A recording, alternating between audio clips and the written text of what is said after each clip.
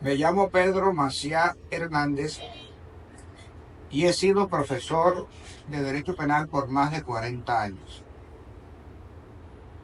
en universidades en la ciudad de Cartagena. Los últimos 23 estuve en la Universidad Libre C de Cartagena y al retirarme, dos estudiantes de la misma, Andrés Soto Barrios y Juan David Blanco Aguilar, se me acercaron y me dijeron, me hicieron una propuesta de que no se perdieran las clases que yo había dictado en la universidad, que a ellos les parecieron interesantes, y que grabáramos una serie de clases para montarlas en las redes sociales. Les dije que sí, y de ahí nació la idea de estas charlas que llamaremos clases de derecho penal. Comenzaré hablando de lo más elemental, la historia del derecho penal antes de meternos en la parte teórica y técnica del mismo. Parto de una afirmación, así lo hice siempre, de que el derecho no existe en la naturaleza, que el derecho es una invención de los seres humanos y que lo inventaron con el propósito de reglamentar la vida en sociedad. Trataré de demostrarlo primero con unos ejemplos y luego con unos aspectos científicos.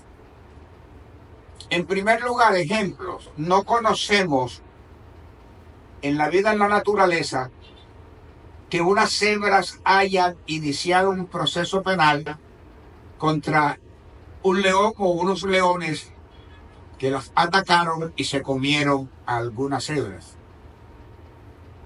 No conocemos aquí en Cartagena que los burros que se utilizan para llevar personas en las fiestas de la Candelaria hayan demandado laboralmente a aquellos que los explotan hasta el punto de que algunos caen por agotamiento.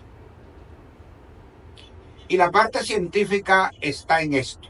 Hace 13.500 millones de años apareció la materia y la energía. A eso le llamamos la física.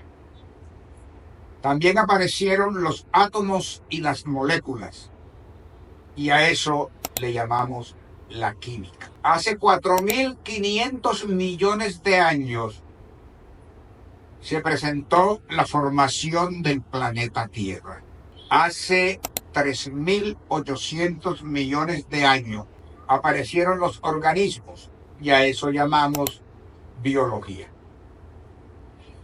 Hace 2.500 millones de años apareció en el planeta Tierra el género Homo. Y solo hace 200.000 años apareció el Homo sapiens, o sea, nosotros, el hombre sabio. A partir de hace 200.000 años, los seres humanos han realizado tres grandes revoluciones. Hace 70.000 años apareció la revolución cognitiva, con la aparición del lenguaje y especialmente con una función que va a ser fundamental en el desarrollo del derecho: la capacidad de imaginación. Esta capacidad de imaginación permitió la creación de una serie de instituciones que no son naturales y sobre todo la capacidad de los seres humanos de trabajar en conjunto por miles, unidos a través de una idea. Esta capacidad de imaginación le permitió al Homo sapiens crear instituciones, repito, que no existen en la naturaleza, como por ejemplo los estados. Los estados es producto de algo imaginado dentro de otra cosa que llamamos política, que también es fruto de la imaginación de los seres humanos. El dinero no existe en la naturaleza. El dinero es otra invención, producto de la imaginación. Las religiones también es producto de la imaginación de los seres humanos. Las instituciones jurídicas. Cuando hablo de instituciones jurídicas estoy diciendo, de manera general, la invención del derecho. Este derecho como fenómeno cultural podemos estudiarlo de dos maneras. Como historia del derecho universal y como historia del derecho particular. Esto particular se refiere, por ejemplo, al estudio de la historia del derecho por países o por raza. Por ejemplo, podemos hablar de cómo ha sido la evolución del derecho en el tratamiento de los negros. Por pueblos, cómo ha tratado el derecho a las poblaciones indígenas. O por ramas, el derecho constitucional, el derecho penal, el civil, el laboral. O hasta por códigos, la historia de las legislaciones en los diferentes países. Observen ustedes cómo de lo general llegamos a lo particular. La capacidad de pensar, de tener pensamientos abstractos en los seres humanos dio origen a que aparecieran de manera incipiente conceptos como lo que es bueno, lo que es malo, lo que está permitido, lo que está prohibido. Hablamos de unas sociedades o de grupos sociales pequeños, nómadas, en donde los seres humanos nos dedicábamos a la caza y a la recolección de alimentos. Pero ahí en esos pequeños grupos aparecieron las primeras normas de comportamiento social que estaban muy ligadas al concepto de la divinidad, que no era otra cosa que la manifestación de los fenómenos naturales, que el hombre, incapaz de comprenderlos, les daba una interpretación divina, mágica a esos fenómenos.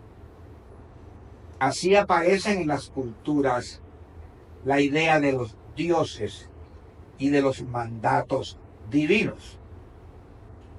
Mandatos que se expresaban a través de aquellos seres humanos que dentro de los grupos sociales tenían la capacidad de mandar, de decidir en nombre de los demás. La primera forma de pensamiento de la humanidad fue el pensamiento mágico. Creer que todas las cosas tenían algo que se llamó ánima. De ahí que las primeras manifestaciones religiosas les llamáramos animistas.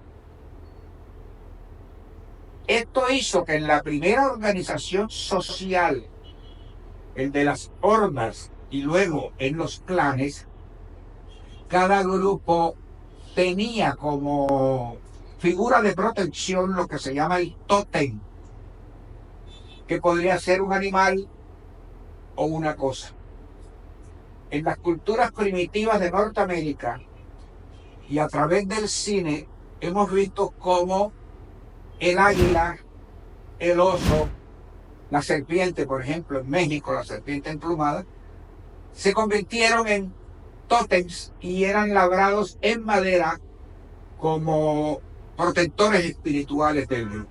Quiere esto decir que los mandatos de los dioses se daban a través del hechizo. y las prohibiciones, se daban a través de los tabúes. Lo que era tabú era lo prohibido. Y casi siempre tenía un origen divino esta prohibición. La pena, por lo tanto, en muchos casos no era solo individual, sino que abarcaba al grupo familiar del infractor del tabú. Y no solo se sancionaba a los seres humanos, sino que también se sancionaban a los animales y en algunas ocasiones a las cosas. No había todavía claridad acerca del concepto de delito y pena como lo tenemos hoy en nuestras legislaciones. La primera forma de organización social que se dio en la horda fue el matriarcado. El matriarcado permitía tener certeza de la filiación familiar. Pero dentro de este mismo sistema, el macho, por ser el más fuerte, jugaba un papel fundamental en la defensa del grupo social. Hasta el punto de que terminó en las posteriores organizaciones sociales como el clan, en la que ya hablamos de familias unidas a través de un antepasado común, pasar al patriarcado, que va a coincidir, entre otras cosas, con el asentamiento de los seres humanos en determinados sitios. Repito nuevamente, la primera forma de organización social de los seres humanos fue nómada. Éramos recolectores de alimentos y cazadores. Pero hace no más de 5.000 años antes de Cristo, de pronto un poco menos, los seres humanos, con lo que se llama la revolución agrícola ya un poco más avanzada, nos fuimos asentando especialmente en aquellos lugares que estaban a orillas de los ríos. El agua jugaba un papel fundamental en la supervivencia de los seres humanos. Necesitamos agua para sobrevivir. Y todas las otras especies también necesitan agua. Así que asentarnos a orillas de los ríos implicaba otra ventaja, además de tomar agua nosotros. Los animales que cazábamos iban a tomar agua también. Por otro lado, cuando nos quedamos en determinado sitio, pudimos aprender los ciclos de la agricultura. Así que con el tiempo terminamos domesticando a la agricultura y a los animales. Y de esta forma aparecieron los poblados que son el origen de las civilizaciones. ¿Dónde se dieron estas cosas? La primera civilización conocida y donde podemos decir que inició la historia, porque ya hay registros escritos de lo que hacemos los seres humanos, fue la civilización sumeria, que se dio en la desembocadura de los ríos Tigres y Éufrates en Mesopotamia. Un poquito después, a orillas del Nilo, al norte de África, también se presentaron asentamientos humanos. En el Valle del Indo, al norte de la India, y en China, en la desembocadura y en el recorrido de los ríos Huanghe, conocido como Río Amarillo, y el Yangtze-Kiang, conocido como el Río Azul. Vale la pena destacar que hay una civilización que para nosotros es muy importante, que es la de los hebreos, que es la única que no aparece a orilla de un río, sino que son hijos del desierto que emigran hacia las zonas estas precisas que están a orilla de los ríos. ¿Cuáles fueron en principio? Ya estamos hablando de las primeras civilizaciones. Las sanciones que se aplicaban a aquellas personas que realizaban comportamientos contrarios a los que estaban permitidos dentro del grupo. Ya había una estructura social más elaborada que cuando se eran nómadas. Y por lo tanto había grupos, ya se había dado la estratificación social y existían grupos que mandaban y otros que obedecían. La primera forma de sanción que hubo fue la venganza privada, que era la justicia por propia mano. En nuestra sociedad hemos visto el renacer de esta sanción primitiva con la ley de Lynch, o sea, el linchamiento, que en algunas ocasiones hemos observado que se repite o que se realiza este comportamiento en grupos sociales cuando observan que el Estado no ofrece las garantías de seguridad suficientes.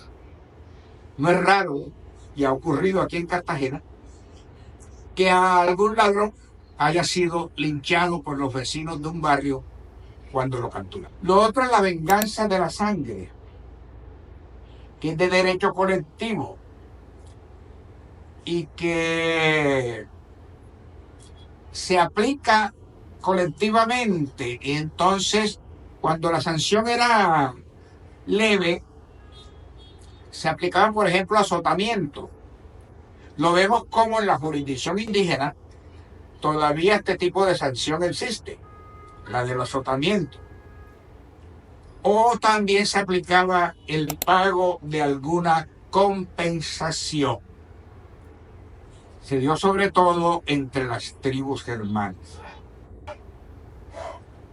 Se daba también la enemistad entre las familias, cosa que también hemos visto que aquí en la costa atlántica, todavía hoy en el siglo XXI, este comportamiento se da. En Barranquilla, en estos meses pasados, sabemos de la enemistad entre dos familias que han ocasionado delitos de homicidio en fiestas y que luego son vengadas por los familiares sobrevivientes de las primeras víctimas y matan a los otros. Y estos a su vez vuelven y matan a uno. Ya eso es común en nuestra sociedad. Otra sanción que se aplicaba mucho fue el sistema taillonal, o sea, la retribución del mal por el mal. ¿Cómo lo llamamos? Ojo por ojo, diente por diente. Y estaban, más que todo, consignados en la ley mosaica.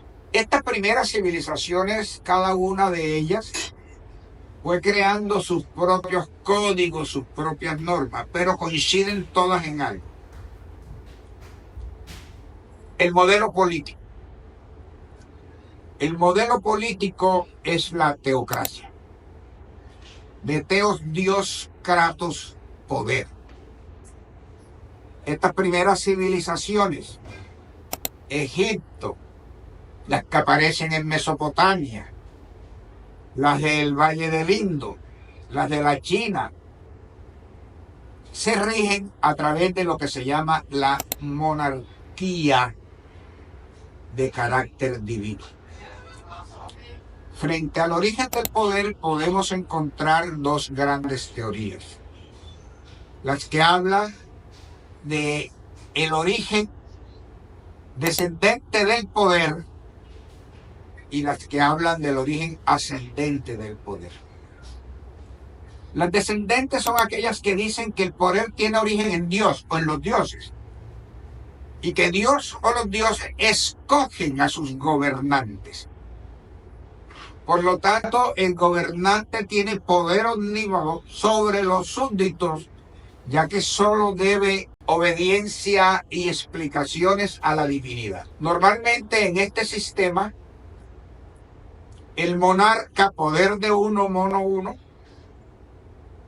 es un representante de Dios o de los dioses en la tierra. Los israelitas, por ejemplo, van más allá. El pueblo de Israel es el pueblo en donde se da la teocracia pura, porque es que el pueblo de Israel es gobernado directamente por Yahvé. En los demás hay gobernantes que representan a los dioses. Y la teoría ascendente que manejaban los germanos es que el origen del poder tiene una base popular. Ahora, esto de la base popular tiene sus implicaciones, tiene sus decibeles, en el sentido de que se llama base popular a la asamblea de la nobleza, quienes elegían al gobernante, y entonces el gobernante estaba supeditado al control de esa base popular. Es obvio entender cómo, en principio y hasta la modernidad, la teoría del origen divino del poder triunfó en todas las sociedades. En Egipto, por ejemplo, el faraón, que significa el que habita la casa grande, se consideraba como un dios viviente y la sociedad estaba subordinada a la voluntad del soberano, que además era supremo legislador. En Babilonia y Asiria también hablamos de teocracia. Solo que allá cada ciudad, y lo vamos a ver repetido luego en Grecia, tiene un dios tutelar. Es allá en Babilonia en donde los dioses dictan a Hammurabi la famosa ley que conocemos como el Código de Hammurabi, en donde, esculpidas en un dorito negro, aparecen las normas de comportamiento social revueltas. Hay de derecho civil, de derecho penal, de derecho laboral, pero vale la pena destacar que lo primero que aparece en el dorito es la figura de Hammurabi recibiendo del dios, y aquí no estoy muy seguro, pero pienso que es Ahura Mazda, las leyes, el código. En Persia encontramos por primera vez la idea de un imperio universal que fue dividido en 31 satrapías. Como hablar de Colombia de departamentos. Cada satrapía era gobernada por un sátrapa designado por el monarca, con una característica especial: no hubo unidad jurídica, porque este imperio universal respetó las normas jurídicas de cada pueblo, sus costumbres y sus dioses. Por lo tanto, dentro de un mismo estado existieron varias legislaciones de los pueblos que fueron conquistados por el imperio persa. A pesar de eso, el sistema jurídico general, si podemos decirlo así, parte de la tradición de los medos. Los medos son un pueblo que habitaba la zona del Oriente Próximo. De ahí que cuando los persas y los griegos se enfrentan, le llamamos las guerras médicas, precisamente por los medos. Y su inspiración se da en las doctrinas de Zoroastro, de manera que a través de los Avestas, que es el libro sagrado, se manifiesta un dualismo. Un dualismo por oposición entre el bien y el mal. Allá es donde tiene origen todo aquel sistema maniqueo de lo bueno y lo malo. En la China, en donde se da una tradición que implica el respeto por los antepasados, también hablamos de monarquía, pero no de una monarquía integrada, sino diferentes reyes en diferentes zonas, solo hasta la aparición de la unificación, en donde hablamos entonces de emperadores. La India es un caso curioso. Es un caso en donde los brahmanes, que son la clase sacerdotal del pueblo ario, que habitaban el norte, las mesetas del Irán, y que bajaron hacia el sur y se ubicaron a orillas del río Indo, dominando a los pueblos autóctonos. Estas ideas brahmánicas que los encontramos en los antiguos Vedas tiene una característica especial. En él se consigna un sistema de castas muy particular en la India. ¿Quiénes son o cómo están conformadas estas castas que aparecen en el Código de Manú? Primero, obvio, los brahmanes, que vienen siendo la cabeza de la divinidad. Predominan sobre todo las castas. Atienden todos los asuntos atinentes a la religión y a las ciencias.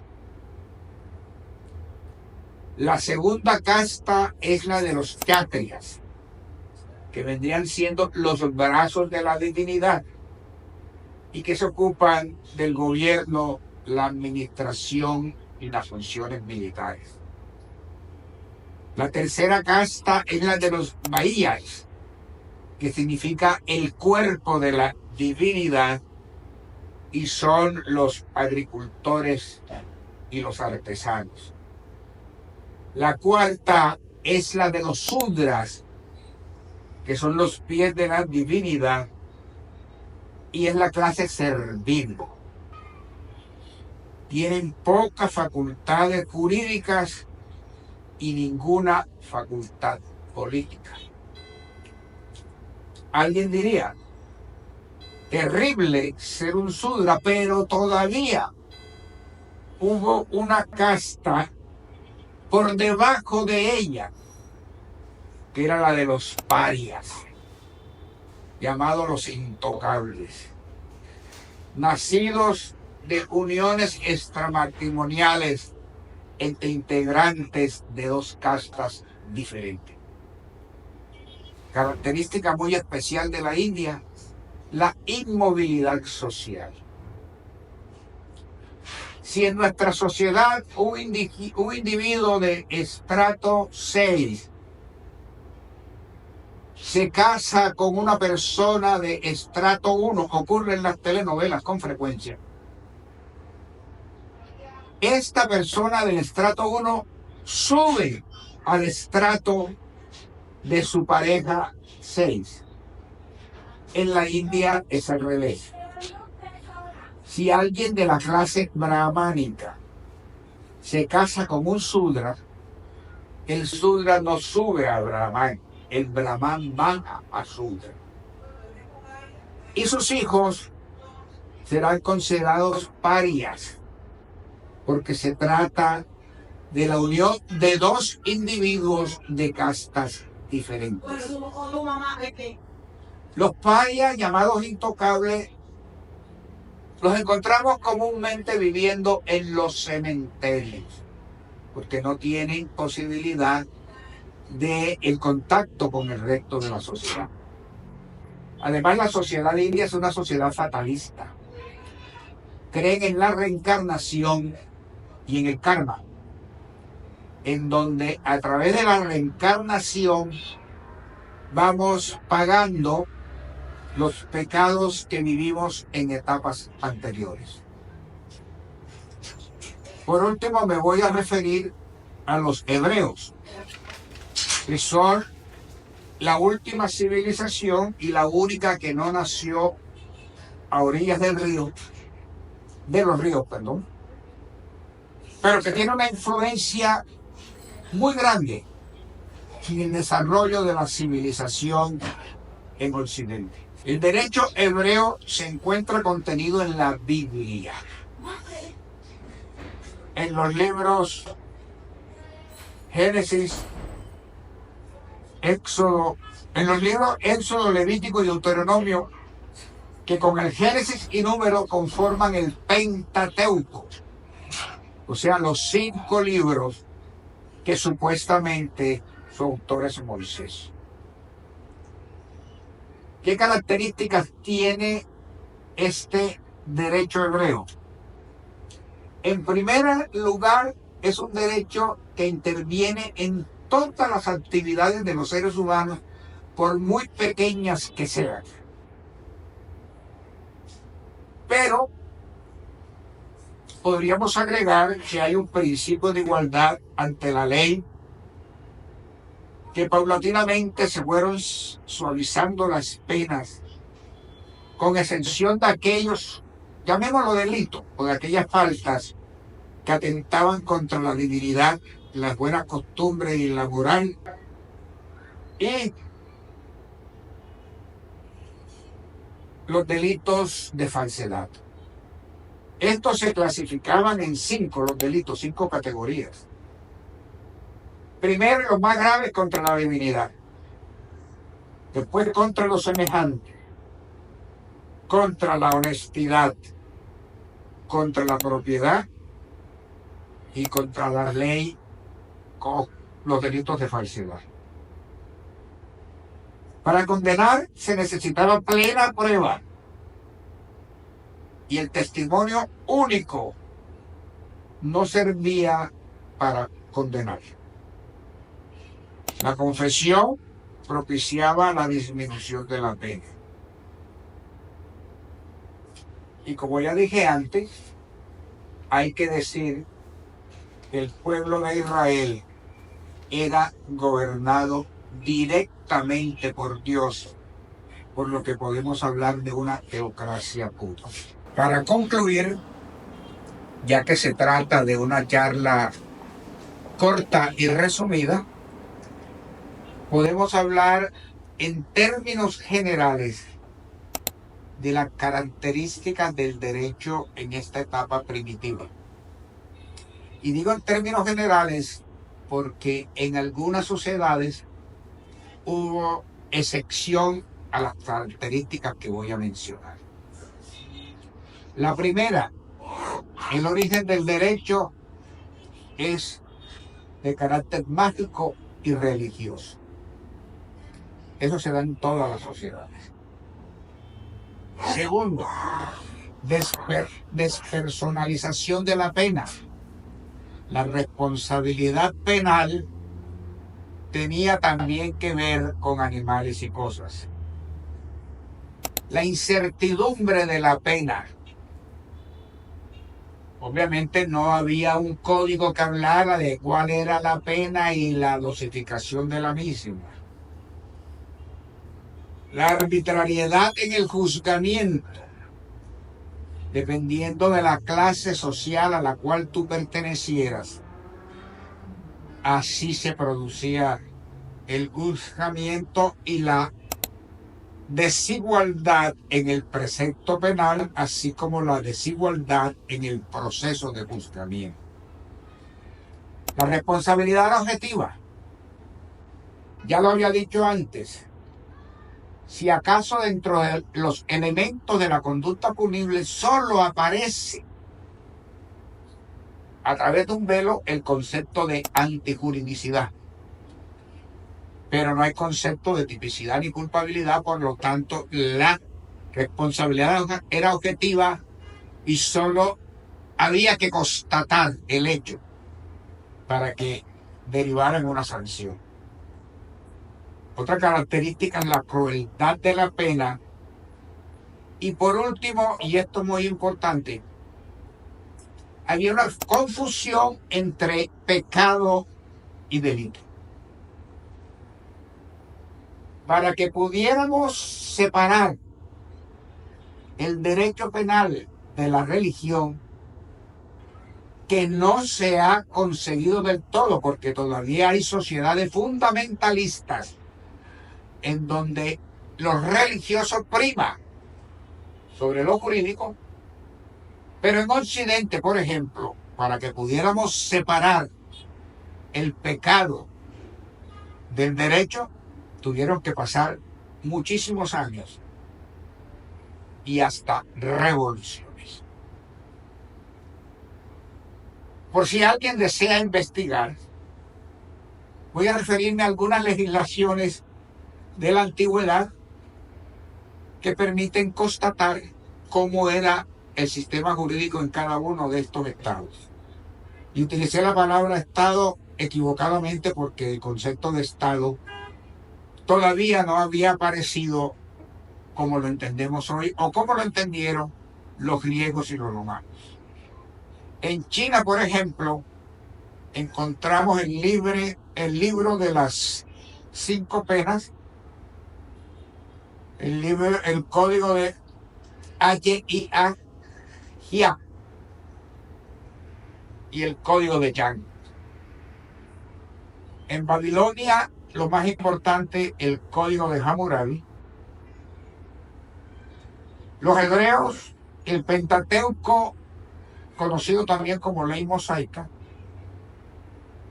En Egipto, el código de las 10 leyes y la ley de Ptolomeo. En la India, el código de Manú y los libros persas de Zen y Avesta. Suspendo aquí para no alargar tanto la clase, prometiéndoles que en la próxima nos vamos a referir ya a un proceso más evolucionado en Grecia, Roma y la Edad Media. Agradezco de manera especial, como dije al principio, a Andrés Soto y a Juan David Blanco el interés que han puesto en que las clases que yo dicté durante más de 40 años no desaparezcan del todo y que los nuevos estudiantes puedan enriquecerse con las cosas que hablamos en estos programas. Gracias.